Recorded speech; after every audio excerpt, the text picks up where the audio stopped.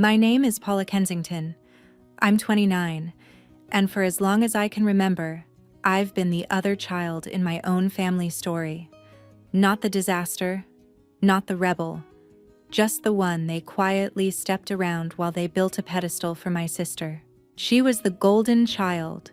New car at 18, college paid for without a second thought, rent covered so she could focus on herself. I learned early that my future was something I was supposed to fund alone.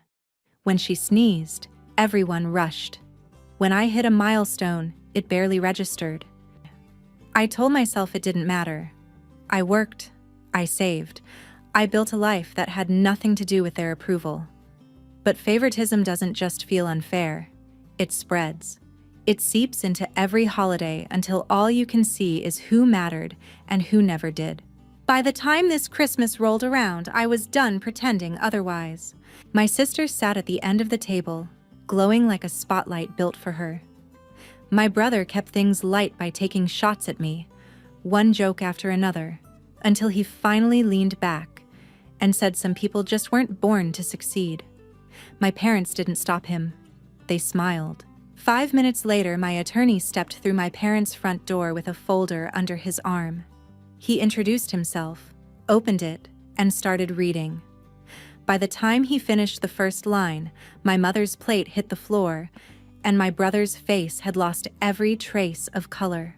Before I tell you what he said, and what happened after I walked out, tell me, what time is it for you right now?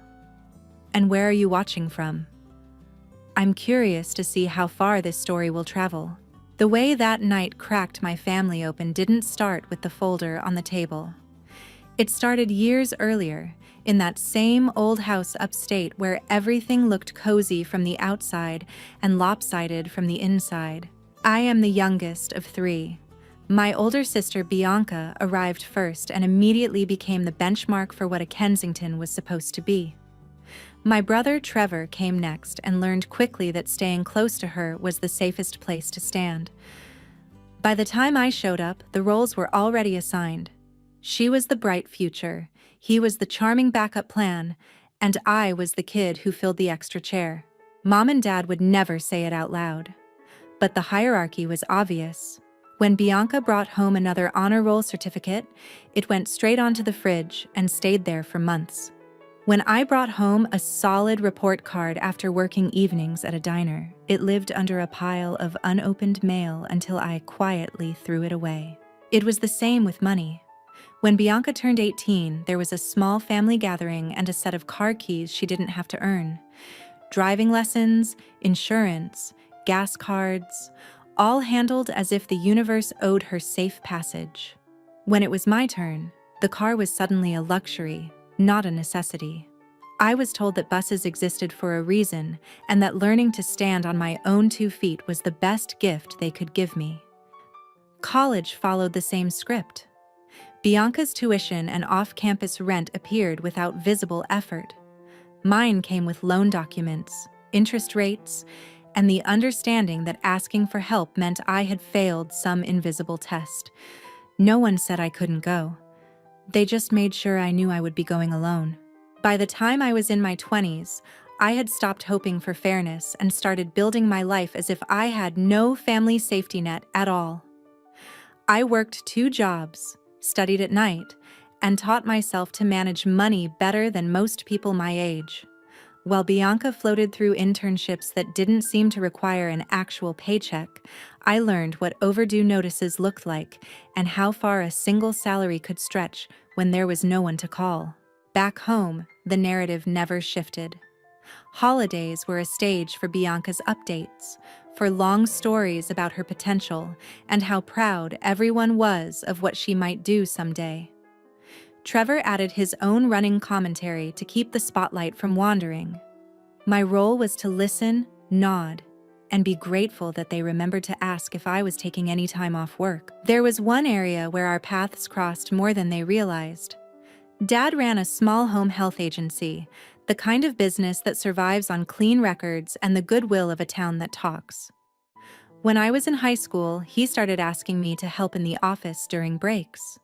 At first, it was simple filing, then reconciling schedules, then double-checking billing codes.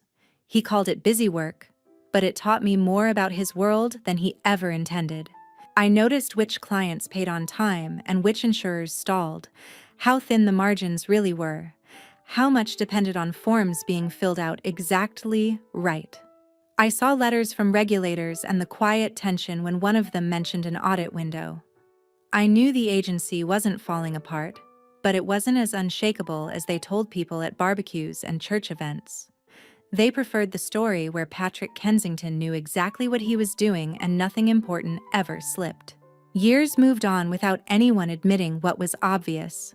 Bianca was still the honored success story, Trevor still played the easygoing son, and my parents still treated my independence like a quirk instead of a strength.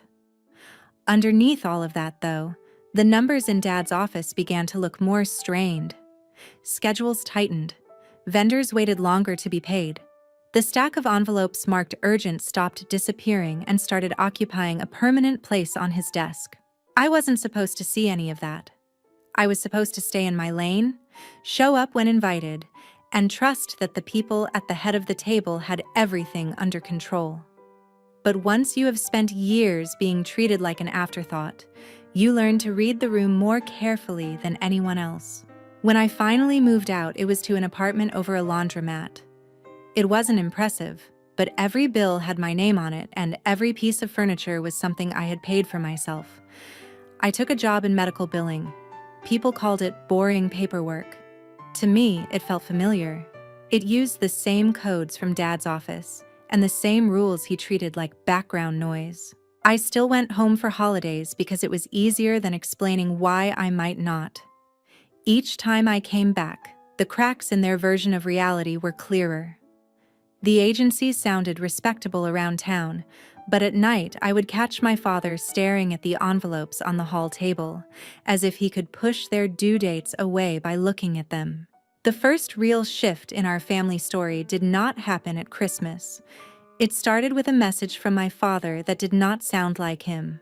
He almost never called me about anything serious. Our contact was usually limited to holidays and quick check-ins. That week, he left a voicemail asking if I could come by the house because he wanted to discuss an opportunity with the agency. His tone was tight in a way I recognized from the nights he stared at unpaid bills. I went after work. At the old house in upstate New York, the dining room did not look like it usually did. The table where Bianca's awards used to be displayed was covered with past due notices, aging invoices, and a letter from a state office reminding him about documentation he had ignored for too long. He downplayed it, calling it a temporary squeeze, a simple gap between payments and reimbursements. He did not ask about my life or my work. He asked if I knew anyone who understood healthcare money well enough to lend quickly without panicking. He said banks were slow, that outside investors wanted too much control, that he just needed someone on our side to tide the agency over. I took a small stack of statements home with me. At my kitchen table, I laid them out and did the math. The problem was not a single bad month. It was years of undercharging, careless follow-up, and growing attention from regulators who did not accept excuses. The numbers told a story he would never say out loud. The business holding up my family's image was running out of room to drift. Part of me wanted to push it away. They had never stepped in for me when I was drowning in tuition and rent. Another part of me saw something different. My father needed help that I was uniquely qualified to understand. I worked in medical billing. I knew the codes, the delays, the way claims aged out. A random lender would either walk away or attach terms that would finish what his decisions had started. I called a lawyer instead of calling him back. His name was Victor Ames. I had seen it in the letterhead on contracts in my father's office when I was younger, but we had never spoken directly. Sitting in his office as a client felt like stepping into a world where my knowledge actually counted. I kept my explanation to facts: balances owed, notices received, my own position, and the way my parents still treated the agency like something too sacred to fail. Victor listened, filled a legal pad with notes, and then told me something I already half knew. If I wanted to help, I had to do it as a lender, not as a daughter handing over a check and hoping gratitude would keep the terms honest. Families bend memories, contracts do not. He suggested a structure that made sense even outside of the family context. I could extend financing through a formal note, secured by the agency's receivables and backed by a pledge of my father's ownership interest. The agreement would require regular reporting and limit new borrowing. If he ignored those obligations, a default clause would shift voting control to me. It was not a trap. It was protection any serious lender would demand from a struggling business. Before anything moved forward, Victor brought in a forensic accountant he trusted, a woman named Sonia Patel. Her job was to verify that the agency could recover if someone disciplined its finances instead of just reshuffling them. She reviewed claims, reimbursements, vendor ledgers, and payroll. Her conclusion was blunt, but hopeful. With oversight, the business could stabilize. Without it, it would keep sliding until someone else took it apart. I left that meeting with a folder of draft terms and a feeling I had not had around my family before. Leverage built on competence, not manipulation. For once, I was not begging to be taken seriously. I was deciding whether to let them borrow against the stability I had created for myself. When the documents were finished, Victor walked me through every paragraph. I asked about each protection clause, reporting requirement, and trigger that would transfer control if my father chose image over numbers. Nothing about it was hidden. If he read the papers, he would see what signing meant. Only then did I return his call and say there might be a way forward. He came to Victor's office one afternoon a few weeks before Christmas. I watched him flip through the pages, skimming sections that had taken hours to draft. He signed as if the ink itself were the solution. I read every line again before I picked up the pen. When we walked out, he believed he had secured a lifeline that would keep the agency in his hands. I knew I had drawn a boundary that recognized the cost of letting his decisions drag me down with him. By the time December came back around, the rules inside that house had shifted, even if no one else knew it. I drove up the long, icy road to my parents' place, with the kind of steady calm that only arrives after you have already decided what you are willing to live with. The stone chimney, the porch light, the familiar front door were all exactly the same, but the balance between us was not. For once, I walked in with something they needed and could not easily ignore. Inside, Christmas had been arranged like a performance. The good plates were out, candles matched the napkins, and the tree sat in perfect view of the front window, as if the whole town needed to see how well we were doing.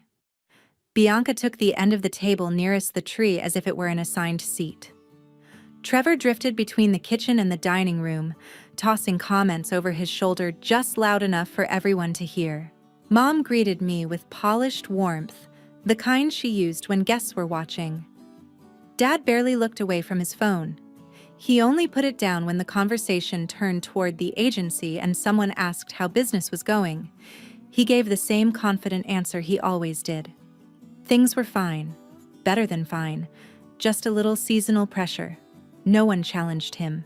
I sat halfway down the table, close enough to be included, but far enough that no one had to look directly at me while they ran through their usual script.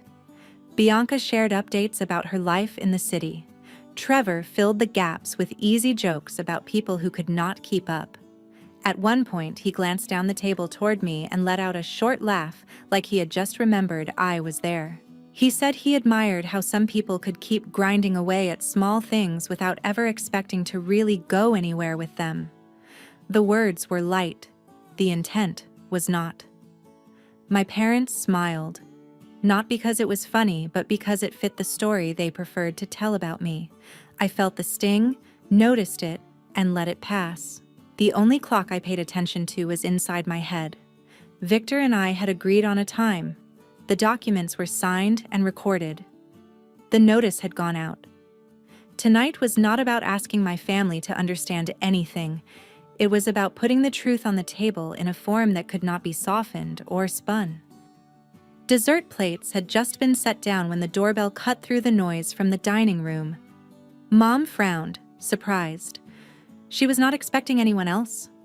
She pushed back her chair, wiped her hands on a towel, and moved toward the hallway.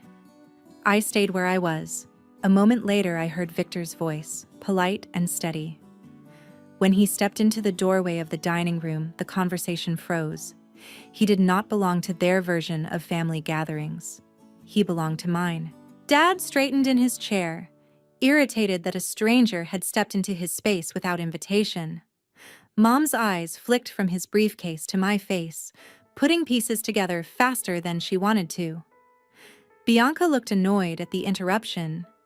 Trevor looked entertained. Victor greeted my parents by name and said he was there on behalf of the secured lender to Kensington Home Health Services. He opened the folder and began to read the notice of default. It laid out the missed reporting deadlines, the unapproved borrowing, the accounts that had been pledged and then put at risk. It named my father as the responsible officer. It named me as the holder of the note. The words were dry on the page, but they landed with weight. Years of quiet imbalance condensed into a few lines of legal language. My parents had taught me that feelings were optional. Signature blocks were not. The document moved through its clauses with no extra drama, each sentence cutting away another piece of the illusion that the agency was untouchable. By the time Victor reached the section about control, no one at the table was pretending to eat. The notice stated that, because of repeated breaches and failure to cure them, voting control under the agreement transferred to the secured party. Effective immediately, any major decision about ownership or operations would now require my consent. He finished reading and looked up. No one spoke. The only sound in the room came from the heater and the clock on the wall. My father was the first to move. His hand closed around the edge of the table hard enough to make the glasses tremble. He stared at Victor, then at me, trying to reorder the evening back into something familiar. For once, there was nothing he could say that would rewrite what had just been read into the record of his own home. Fallout from that evening did not land all at once. It arrived in small, sharp pieces over the next few days, quiet enough that anyone less used to reading between the lines might have brushed them off as background noise. The first piece was a message from one of our longest-serving nurses. Her voicemail was polite but strained. Families were asking if the agency was being sold, if new owners were coming in, if their home visits would suddenly change. She said no one wanted to be blindsided and ended by asking who she should list as the person making final decisions. That same question started to surface in other corners. A coordinator at the hospital delayed a planning meeting without offering a new date. A physician's office that usually called back by the end of the day left my messages unanswered until the week had nearly passed. When they finally responded, the tone was cautious. They talked about stability, about long-term relationships, about how difficult it was to navigate family situations in business. They did not accuse me of anything directly, but they did not have to. What struck me was how quickly people seemed to know a rough outline of what had happened without knowing any of the details that mattered. Someone was already filling in those blanks for them. In a town where my parents' last name carried weight, silence did not protect me. It gave the loudest person in the room permission to define the story on my behalf. Pressure shifted from rumor to something weightier when an envelope from a state office arrived on my desk. It referenced an anonymous complaint about the agency's new leadership, raising questions about conflicts of interest and whether funds were being managed responsibly under recent changes. The wording was careful and neutral, but every line pointed away from the history that had created the problem and toward the person who had just stepped in to fix it. I brought the letter to Victor. He read it twice, set it back on the table, and explained that regulators do not need much of a reason to look harder at a home health provider that has already flirted with late filings. From their point of view, leadership changes, financing arrangements, and a stressed balance sheet were enough to justify closer attention. Even so, he agreed that someone had clearly decided to make sure that attention landed directly on me. Victor asked Sonia to widen the scope of her review. While I stayed at the agency trying to keep visits on schedule and reassure staff, she pulled call logs and email headers in addition to the financial data. She was not interested in the emotional content of the messages. She was mapping contact points, who reached out, to whom, and in what order after the notice was read. Patterns formed quickly. A cluster of calls from my father's personal phone to key referral sources appeared within 2 days of Christmas. Messages from his account followed, describing the change in control as a technical misunderstanding driven by an overconfident family member who did not appreciate how delicate the agency's relationships were. The language never named me, but it quietly invited people to wonder whether I was jeopardizing what he had built. Deeper in the records, Sonia found something I had suspected but had not wanted confirmed. Late-night messages had been sent from Bianca's apartment to general inboxes at licensing and consumer protection offices. She presented herself as a concerned relative, outlined specific worries about an inexperienced operator making aggressive decisions, and described internal practices in enough detail that anyone reading her notes would understand that the person in question now held formal authority. By the time Sonia finished walking me through her timeline, the effect inside the agency was visible. One distributor shortened payment terms without warning. Another asked for assurances they had never needed before. Staff who had once been relaxed around me became careful, watching the way the wind might shift before they committed to trusting what I said. For the first time since taking control, I could see the shape of the opposition clearly. I was not just dealing with an unsteady business. I was standing across from a family willing to use every relationship, rumor, and formal channel they could reach to turn the town's trust against the one person who had finally stopped pretending everything was fine. It did not feel satisfying to see it on paper. It felt cold.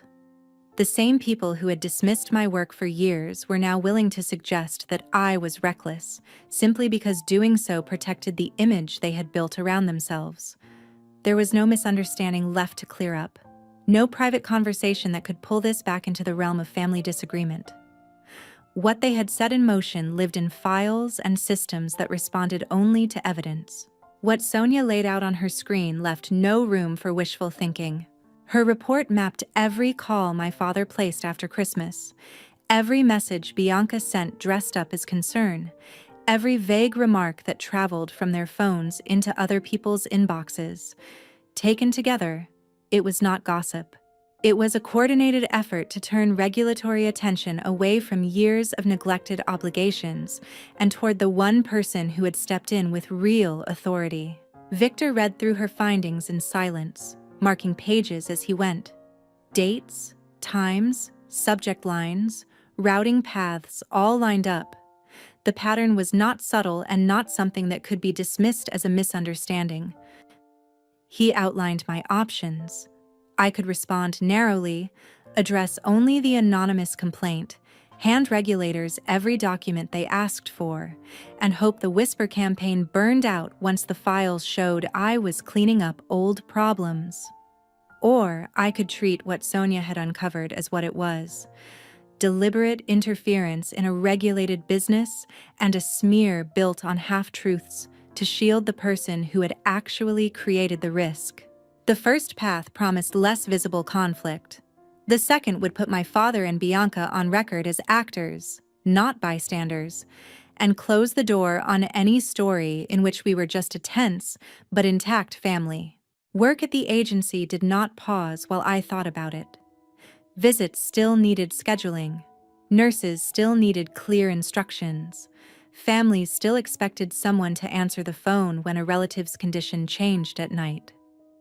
I spent my days in the office, And my evenings at my kitchen table with stacks of files, learning how much damage had accumulated while everyone else insisted things were fine. Some staff members kept their distance, waiting to see whether standing beside me would cost them anything. A few did not. They came with questions they once would have taken to my father, asking what the new reporting systems meant and whether the agency would make it to the end of the year. The people closest to the work had sensed something was wrong long before I took control. Eventually, the decision stopped feeling like a choice. My father and Bianca had already moved the conflict into official channels when they went to regulators and referral partners. Ignoring that would not make it private again. It would only leave me absorbing the consequences of their strategy without using the protections I had in place. Victor drafted a response package for the state. It did more than answer the questions in the letter. It documented late filings from the years before my involvement, the corrective steps already underway, and the fact that the leadership change came through lawful enforcement of a secured agreement, not a grab for power. Sonia's work sat in a separate binder, ready if anyone suggested I had tried to hide the truth. At the same time, Victor prepared notices to my father and to Bianca. They described how their communications had mischaracterized the situation, warned that continued interference could trigger legal action, and demanded that they correct the story they had been spreading to people in a position to hurt the agency. The language did not sound angry. It sounded final. I reviewed every paragraph. I reminded myself I was not creating new consequences. I was refusing to sit still while other people defined me in systems that would remember their words long after they forgot saying them. The moment I signed, the distance between us changed shape again. We were no longer simply relatives with unresolved history. We were parties with opposing interests in a file that would not close on its own. The last step was logistical. Under the note, I had the right to call a meeting to formalize changes in the agency's governance once default had been recorded. Victor scheduled it for late in the winter at a neutral conference room in town, rather than at my parents' house or at the agency. Notices went out on firm letterhead, not as invitations, but as summonses sent to people who held roles, not just titles. When the envelopes were sealed and ready to leave his office, Victor slid them across the desk for a final look. My name appeared in each one, not as an afterthought or a courtesy copy, but as the person in control of what happened next. I had spent most of my life being told I was fortunate just to have a place at their table. Seeing my name attached to decisions that would determine the future of the thing they valued most made it clear that the table had moved. I did not feel triumphant. I felt steady. The next time my family and I sat across from each other, it would not be in a dining room decorated for guests. It would be in a space meant for records and decisions, with no room left for the stories they used to keep themselves comfortable. The meeting took place on a gray afternoon in a rented conference room above a bank downtown. The room was bare except for a table, chairs, and a window over the street. It felt like neutral ground, a place where only what could be proved would matter.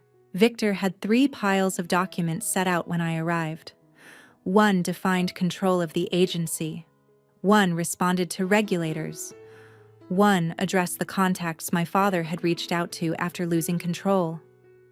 What my family had treated as private history now sat organized on paper. My parents walked in first. My mother's posture was rigid, her expression carefully composed. My father looked tired but still carried himself as if tone might outweigh facts. Bianca followed with a tablet and tight jaw.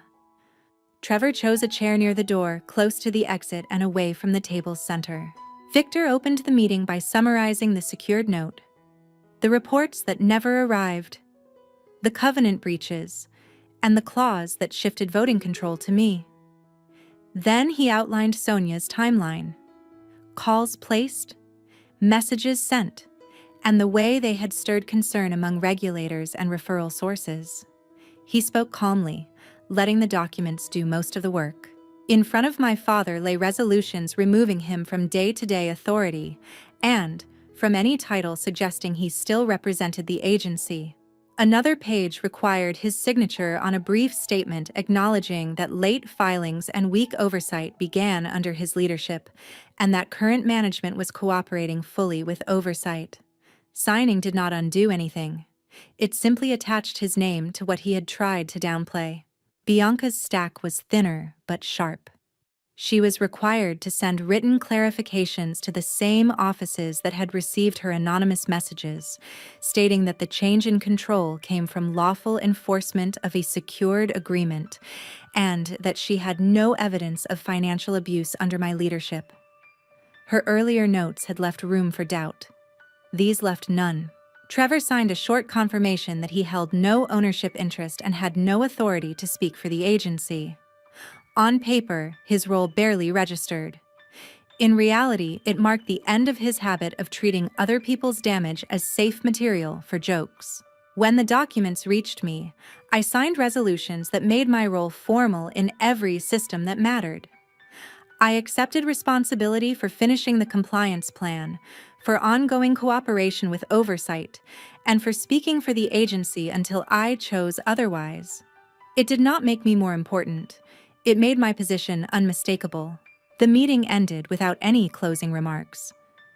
Victor gathered the folders and stated that further questions should go through his office. I stood, thanked everyone for coming, and walked out.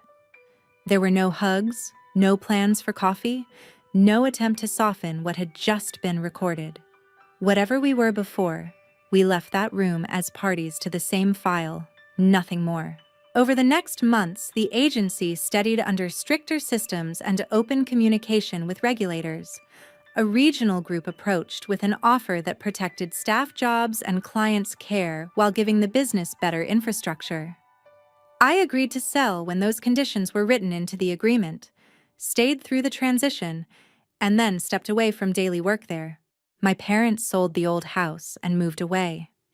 I heard about it from someone who still lived on their street. Not from them. Bianca returned to the city and slipped out of the local stories that used to focus on her potential. Trevor found new rooms where people laughed at his lines without knowing what had been behind them. Whatever they said about me happened in places I did not plan to visit. I kept one file box from that chapter: copies of the note, the notices, and the signed statements that turned years of quiet imbalance into a record no one in my family could rewrite. I rarely open it. When I do, I remember that the real break was not the night a plate shattered at Christmas dinner. It was the moment I decided that sharing blood did not require me to live inside someone else's version of me.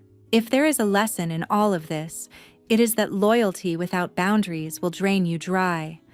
You are allowed to protect your work, your name, and your future, even when the pressure to surrender them comes from the people closest to you. Walking away from that is not cruelty. It is the first act of real respect you offer yourself. If you stayed until the end, thank you for listening to my story. I hope it leaves you looking at your own place in your family and asking whether it is one you chose or one you were simply assigned.